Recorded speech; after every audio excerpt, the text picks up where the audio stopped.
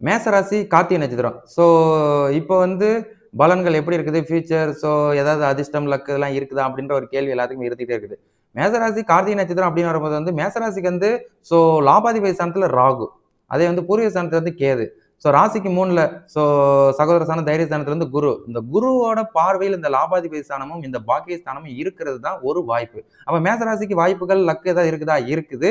எப்போ வரைக்கும் அப்படின்னா, உங்களுக்கு வந்து குரு வந்து உங்களுக்கு அடுத்த வருஷம் 5வது மாசம் வரைக்கும் உங்களோட ஸோ லாபாதிபதி ஸ்தானத்தை வந்து பார்வை பலன்கள் இருக்கிறது வாய்ப்புகளை ஏற்படுத்துவார். ஸோ உங்களுக்கு சில வாய்ப்புகள் உங்க ஜனன ஜாதகத்தின் அடிப்படையிலும் நல்ல ஒரு அமைப்பு வந்துச்சு அப்படின்னா, கண்டிப்பா உங்களோட ஃபியூச்சர், உங்களோட வாழ்க்கை வாழ்வாதாரத்தை மாத்தி அமைப்பதற்குரிய வாய்ப்புகள் இருக்குது அப்படின்றத உங்களுக்கு நான் ஞாபகப்படுத்திக்கிறேன். அப்ப இதை நீங்க கரெக்டா பயன்படுத்தணுமா அப்படின்னு கேட்டா, ஆமா. உங்களுக்கு கிடைக்கிற வாய்ப்பை, உங்களுக்கு கிடைக்கிற அதிர்ஷ்டங்களை வந்து கரெக்டா நீங்க பயன்படுத்திட்டீங்கன்னா, கண்டிப்பா அடுத்த 1½ வருஷத்துக்குள்ள, இல்ல அடுத்த 1 வருஷத்துக்குள்ள உங்களுக்கு நல்ல ஒரு வாழ்க்கை தரம் அமையும் அப்படின்றத உங்களுக்கு நான் ஞாபகப்படுத்திக்கிறேன். எப்படி அப்படின்னா, குருவோட பார்வையில் லாபாதிபதி ஸ்தானமும், ஸோ உங்களுக்கு வந்து பாக்கியஸ்தானமும் இருக்கிற ஒரு காரணத்தினால. ஸோ இவ்வளவுதான். இதை தவிர்த்து நம்ம வேற ரொம்ப அலசணும் அவசியம் இல்லை. உங்க ஜனன ஜாதகம் ஒத்துழைச்சிச்சு அப்படின்னா, ஸோ ஏக பலன் தான். சரிங்களா?